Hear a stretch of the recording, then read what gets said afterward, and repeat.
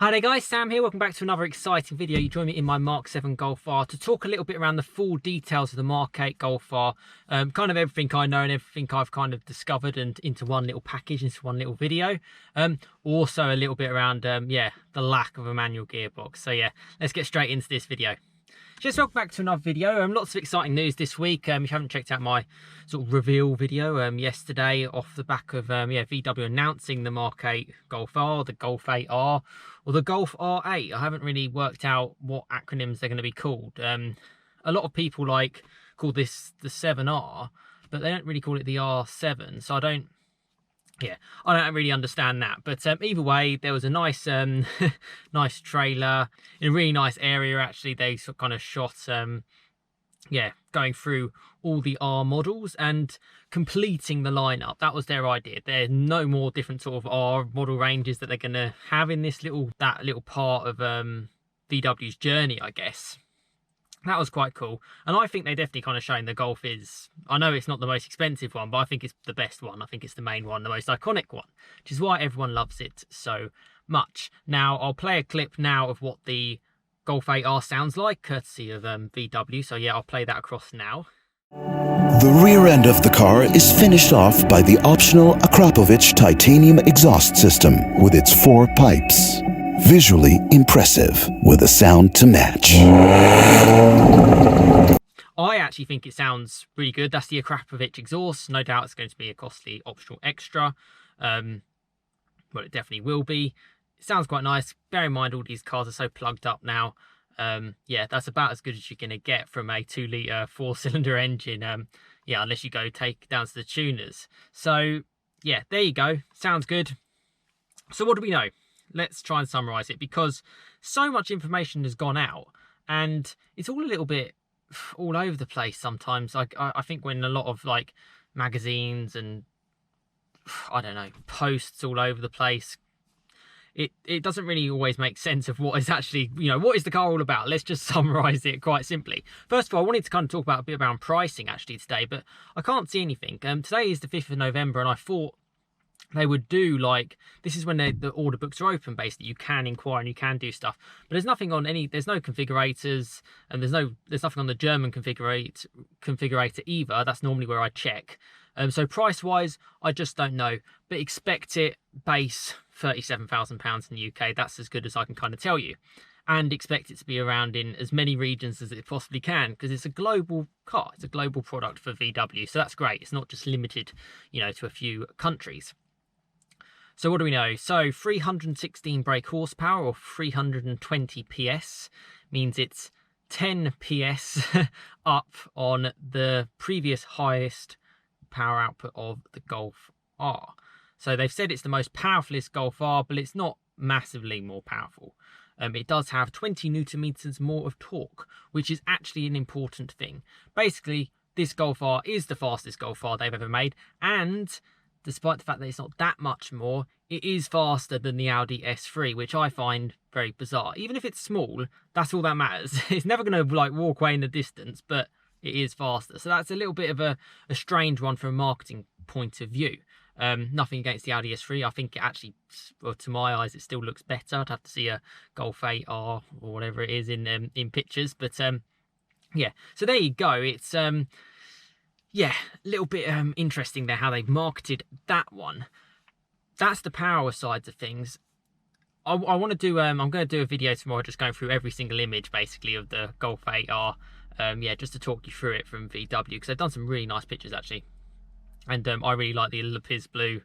Always been a fan of that colour. And even though the car that I'm in at the moment is a limestone grey car, suits my more daily needs, but if you want, if you're spending 40 grand, it's nice to have a car which is actually, looks the part.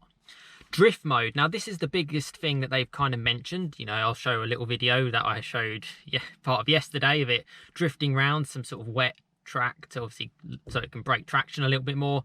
Basically, what it does is it spins one of the rear inside wheels, and that basically has a loss of traction, which means the back end goes out. Great news, because you know what, even if they say it's only for, you know, private roads, not for public use, it sets the precedence that this car is going to be a little bit more fun, a little bit more engaging. Something, again, the S3 doesn't have. It's something that other Golf hot hatch models do not have. So it's just another little, you know, ace up its sleeve, basically. Sure, is anyone going to use it? Probably, probably not. What I want to know is, will it fundamentally change how the car drives in normal mode because it's got that sort of ability? It seems like they've done a lot of work to this with torque vectoring, with the Haldex system. That's a really big upgrade. This car is the car that I'm sitting in now is very front biased. It'll only send it to the back, only really small amounts as well when it really needs it. Whereas, you know, this one sounds like it's going to be a little bit more exciting, a little bit more engaging to drive, and that's really, really good. Great for the driver. Obviously, it's got its usual daily comforts. It's got all the tech you could possibly imagine. It talks about how it's more aerodynamic because of the spoiler. The spoiler is massive. It's actually got like gaps in between it as well. So, it's you know, it works out in that way. You've got to remember that downforce, even in the most hardcore of road cars, say a GT3 RS, does not have that much downforce in the grand scheme of things when you're sort of out on a track. You know, it's nothing really. It's good for it's you know, it's a step up from a boggo road car, but it's nothing really that's you're going to shout about too much. Again, probably one of those things that you just tick for the sake of it if you like the styling aspects of it. The one thing that they have really sorted out is the brakes. 18-inch discs on on a Golf is crazy. On the 19-inch wheels, obviously, because they wouldn't fit. So I believe that's something like 372 millimeters. So the big discs, drilled discs as well. Great stopping power, great stuff. Didn't mention too much about the gearbox in terms of DSG. I assume it's just a 7-speed, and obviously they probably changed the ratio so it's a little bit quicker and all this kind of stuff. But no manual. They didn't mention anything about the manual in there, sort of like in that video I showed. They didn't mention anything like that. Now, I don't know if that means it's not going to be available in all regions, but it's not looking promising. So yeah, this manual Golf R will probably be one of the last ones you'll see in the UK, which is yeah, interesting and does certainly take away from the engagement, but that's just the way things are. You get this tiny little automatic gear stick knob, really small, because the bigger cars like the Touareg and the Tiguan obviously are more expensive than the Arteon. I think they get a bigger stick. Yeah, that's how people have to see cars these days. So there you go. In terms of inside, I like the one-piece seats. Obviously this has got like something in it. I love these seats anyway, to be honest with you. They look quite racy and they look quite cool. But in terms of anything else that really stood out for me, there wasn't that much else, which is a good thing. I think the Golf R remains sort of that subtle, everyday, do everything kind of car. Oh yeah, that was one thing, steering. Obviously manufacturers have worked really wonders since hydraulic steering kind of was abolished because of obviously, yeah, just electric is the way for everything, it seems. And it sounds like this one's very, very well done and it's very progressive. And I've heard people say it's similar to like an ID4, which was really good. So I've heard rumours that basically the steering and the handling is actually really, really good. And they've put effort in that, which is good, because it's not something that sells cars. You don't go to your, yeah, the salesman's not on the phone saying, oh, the steering is fantastic. That's not, you know, not everyone's a massive car nut and wants to drive their car flat out. So yeah, that's cool. And those little tweaks actually do make it quite interesting as a proposition, say for me or for another, anyone interested in that type of car. But that's kind of like the summary of what I know so far. Sorry I can't really explain any more, but I kind of wanted to do a little video on the 5th of November just to hopefully give you guys some sort of like, yeah, some little overview. Also, please get involved in the comments of your kind of thoughts of it so far. How did you think the release went down? Is it something you'd be interested to buy? You know, all these kind of things. I think it's a great thing. I think the biggest loss is probably the manual gearbox. I know it's demand, supply and demand and all that kind of stuff, but yeah, it's just a little bit sad. I just see the car world going to this, everything automatic, everything do it yourself, everything self-drive. Yeah, and the gear stick just gives you something that you get so much more connection with a car, which, you know, they say, oh, it's got paddles at the back of the steering wheel, which is great. Yes, paddles. It's something you can go to manual mode, but it's never the same, is it? But for 99% of people, it's obviously the way to go.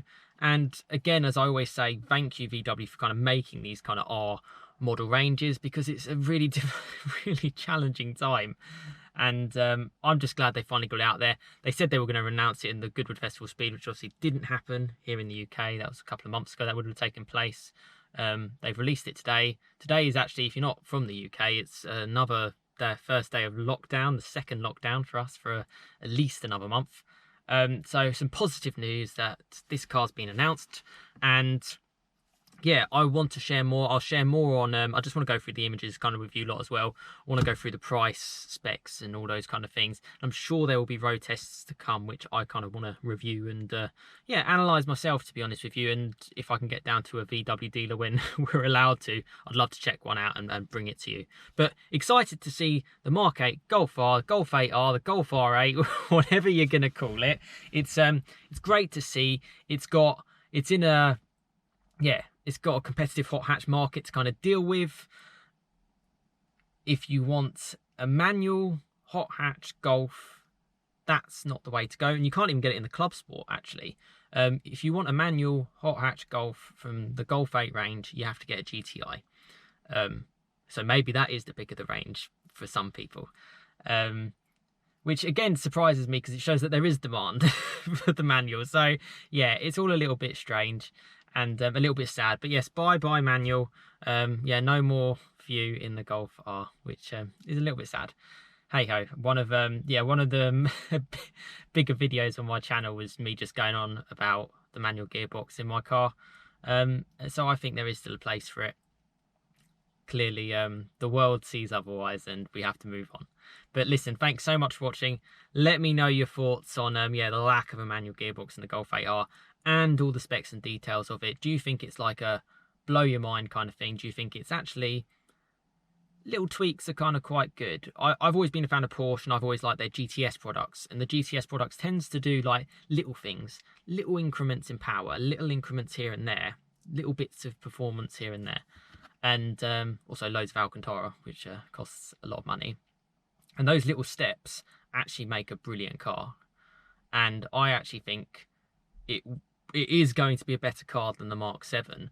And that is a good thing, because it means that it gives people, current owners of Mark 7, which I think is the Mark 7's got a lot of life left in it, a lot of legs on it.